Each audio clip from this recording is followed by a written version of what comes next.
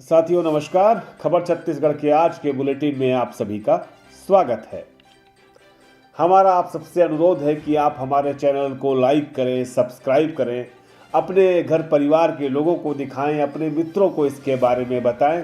साथ में अपनी बहुमूल्य टिप्पणियां करके मुझे यह भी बताएं कि आप क्या कुछ देखना चाहते हैं।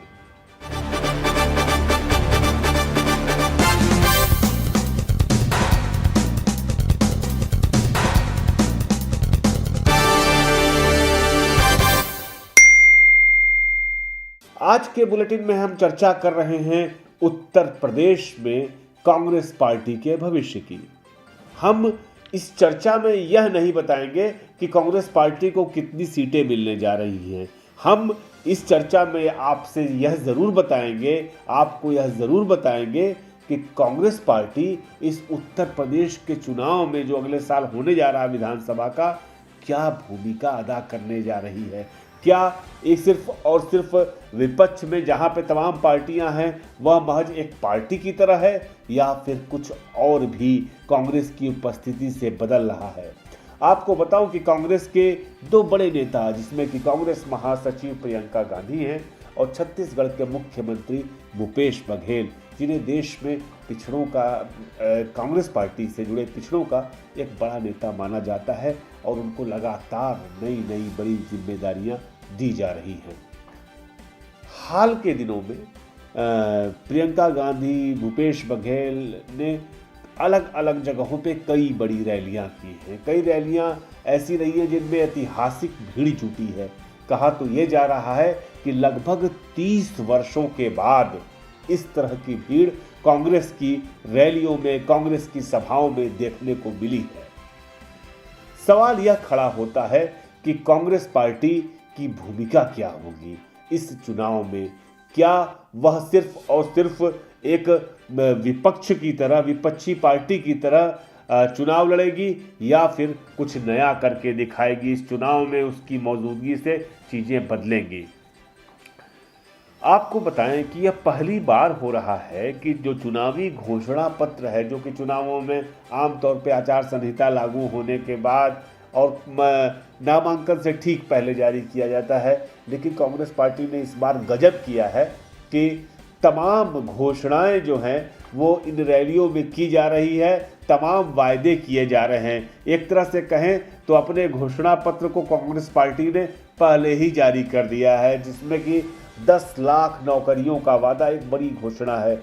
उसके अलावा टिकट वितरण में 40% महिलाओं की हिस्सेदारी, लड़कियों को स्कूटी देने की बात है, मोबाइल फ़ोन देने की बात है, और कई घोषणाएं हैं जिनमें कि जो दीदियां हैं जो कि काम करती हैं आंगनबाड़ी केंद्रों में, उनके भी मेहनताना बढ़ाने की बात है कि उसको 10,000 रुपये किए जाएंगे।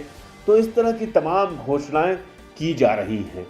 यह पहली बार हो रहा है। आपको बताऊं कि 2019 के लोकसभा चुनाव में जिस तरह से कांग्रेस पार्टी ने न्याय योजना की घोषणा की थी, वह न्याय योजना जिसकी बदौलत छत्तीसगढ़ में कांग्रेस पार्टी सत्ता में आई, जिसकी वजह से आज भूपेश बघेल मुख्यमंत्री हैं, इस बारे में बार बार कहा जाता है कि दरअसल कांग्रेस पार्टी ने देरी कर दी, विलंब कर दी थी लोकसभा चुनाव में घोषणा करने से, जिससे बहुत ज़्यादा उसका असर चुनाव में देखने को नहीं मिला।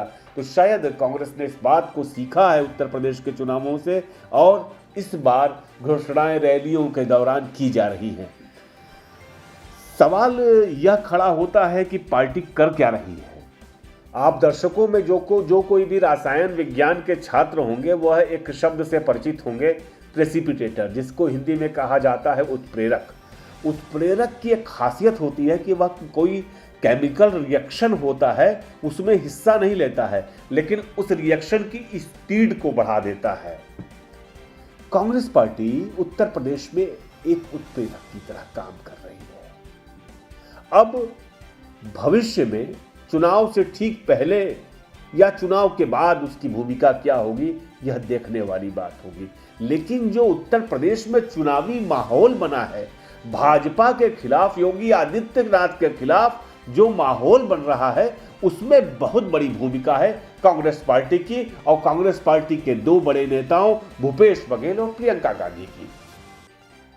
जिस तरह से लगातार उत्तर प्रदेश में जब कभी कोई उत्पीड़न की घटना घटती है, चाहे वो हाथरस की हो, चाहे लखीमपुर खीरी की हो, चाहे सोनभद्र के उम्भा की हो, जिस तरह से कांग्रेस पार्टी के नेता मौके पर पहुंचते हैं, जिस तरह से प्रियंका गांधी पहुंचती हैं, निसंदेह प्रदेश की जनता में उसको लेकर के एक बेहतर संदेश जाता है। अब उत्तर प्रदेश में कोई नहीं कहता कि भारतीय जनता पार्टी का विकल्प क्या है। जो यह स्थिति पैदा हुई है वह प्रियंका गांधी की वजह से पैदा हुई है, वह उत्तर प्रदेश में भूपेश बघेल की वजह से पैदा हुई है। 3 दशक पहले जो कि कांग्रेस पार्टी पूरी तरह से अप्रासंगिक हो चुकी थी, दहाई के आंकड़ों से नीचे चली गई थी जिसकी संख्या विधानसभा में, वह पार्टी फिर से अपने संगठन को मजबूत करके उठ खड़ी हुई है और वह साफ दिखाई दे रहा है। दरअसल जो सपा बसपा भाजपा की तरह जो रैलियों में भीड़ थी वह फिर से नजर आने लगी है। आप गोरखपुर जो कि मुख्यमंत्री योगी आदित्यनाथ का चुनाव क्षेत्र है, वहां पर उड़ी भीड़ को आप देखें, उसके इस वीडियो को देखें और आप अंदाजा लगाइए कि स्थिति क्या है। बनारस की सभा के बारे में इसके बाद हम चर्चा करेंगे, पहले आप गोरखपुर की ये सभा का एक अंश देखिए। आज नवरात्रि का चौथा दिन है। मैं व्रत हूं तो मैं मां की स्तुति से शुरू करना चाहती हूं। या देवी सर्वभूतेषु शक्ति रूपेण संस्थिता नमस्तस्यै नमस्तस्यै नमस्तस्यै नमो नमः। सर्वमंगल मांगल्ये शिवे सर्वार्थ साधिके शरणे त्र्यंबके गौरी नारायण नमोस्तुते। मेरे साथ कहिए जय माता दी, जय माता दी, जय माता दी। मैं प्रधानमंत्री मोदी का संसदीय क्षेत्र है बनारस। पूर्वांचल की पूरी राजनीति बनारस से तय होती है। कभी कांग्रेस पार्टी का गढ़ हुआ करता था, लेकिन जो पिछले 3 दशकों की राजनीति बदली, कभी वहां पे लोकपति त्रिपाठी, कमलापति त्रिपाठी जैसे दिग्गज नेता, सुधाकर पांडे, रत्नाकर पांडे जैसे दिग्गज नेताओं का गढ़ था समूचा बनारस।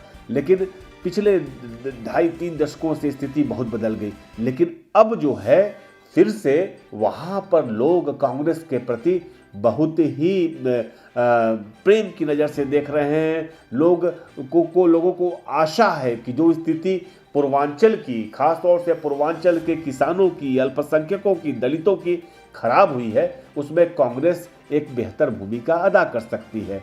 लोगों के पास अब ज़्यादा विकल्प हैं। पूर्वांचल की जनता के पास विकल्प के तौर पर पहले सपा और बसपा भी थी, और लेकिन अब वह विकल्प के तौर पर कांग्रेस को भी देख रहे हैं। आप प्रियंका गांधी की बनारस की सभा को देखें और आप अंदाजा खुद भी लगा सकते हैं कि इस भीड़ को देख करके कि कितनी स्थिति बदली है।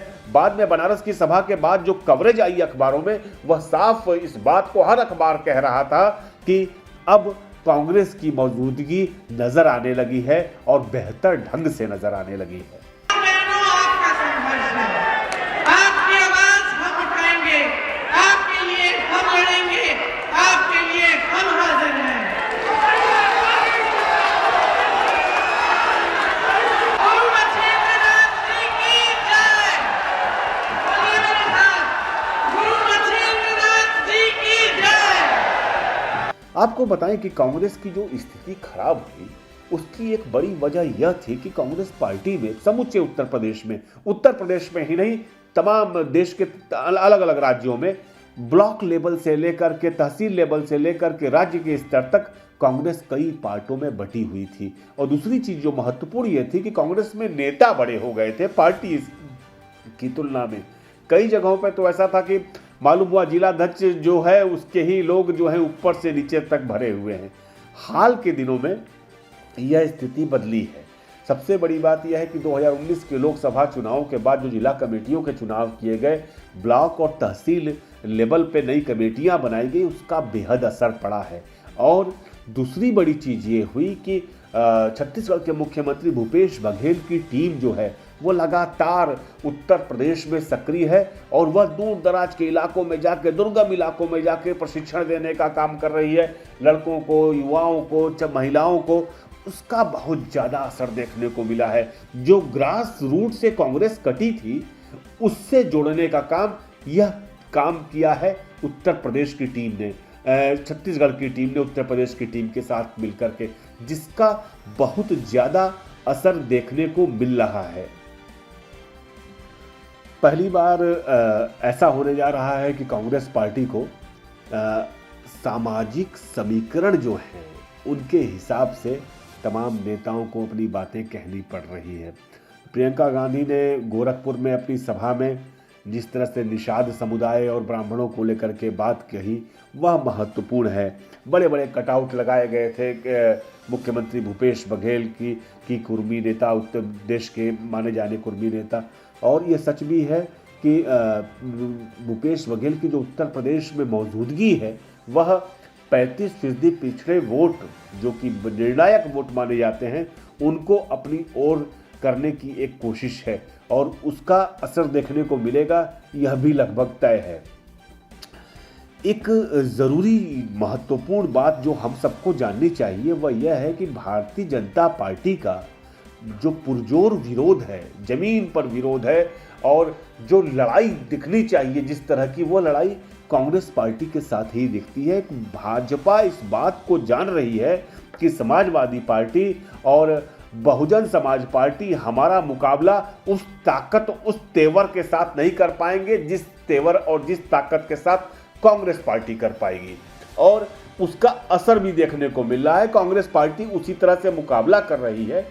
बिल्कुल यह संभव है कि कई सीटों पर कांग्रेस की जो ये लड़ाई है, जो बीजेपी को एक्सपोज करने, बीजेपी की सरकार का जो पिछले 5 साल का कार्यकाल है उसको की बघिया उधेड़ने का काम जो कांग्रेस कर रही है, उसका लाभ समूचे विपक्ष को मिलेगा। यह लगभग तय है, यह साफ दिखता भी है।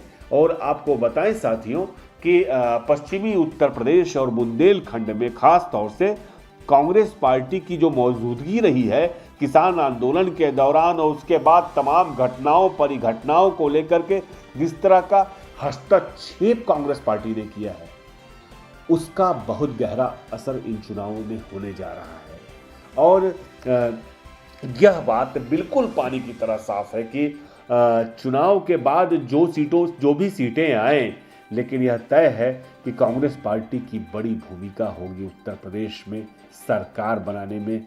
अगर भाजपा रहित विपक्ष की बात होगी तो उसमें कांग्रेस पार्टी की बहुत ज़रूरत पड़ेगी, पूरे की पूरे उत्तर प्रदेश में सरकार के निर्माण में, आगे सरकार को चलाने में भी।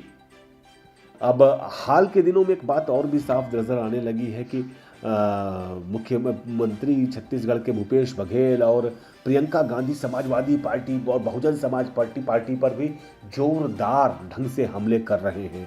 मुख्यमंत्री जो छत्तीसगढ़ के वर्तमान मुख्यमंत्री भूपेश बघेल, उन्होंने तो साफ तौर पे अखिलेश यादव को कहा कि अखिलेश यादव अच्छे नेता हो सकते हैं लेकिन 4.5 साल तक वह कहाँ रहे। और प्रियंका गांधी ने भी यही सवाल किया कि अखिलेश यादव सिर्फ और सिर्फ ट्विटर के नेता हैं।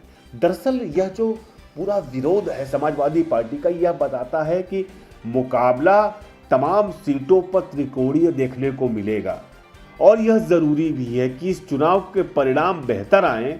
इसके लिए यह ज़रूरी है कि जो वोट जिस पार्टी के हों उस तरफ शिफ्ट हो जाए और चुनाव से पहले शिफ्ट हो जाए। अगर ऐसा हुआ तो उस तरह के नतीजे आएंगे जिस तरह के नतीजे की प्रतीक्षा पूरा देश कर रहा है, उत्तर प्रदेश कर रहा है। और जो लोग सांप्रदायिक शक्तियों का विरोध करते हैं, जो लोग देश में समरसता, एकता और संविधान की रक्षा चाहते हैं, उन लोगों की मंशा पूरी होगी। फिलहाल उत्तर प्रदेश का पूरा दंगल बहुत ही मनोरंजक, रोमांचक हो गया है। आने वाले दिनों में हम और देखेंगे कि भूपेश बघेल और प्रियंका गांधी क्या कुछ करते हैं उत्तर प्रदेश में। हम फिर से हाजिर होंगे कुछ नई बातें, नई खबर को लेकर के। आप सभी का बहुत बहुत धन्यवाद।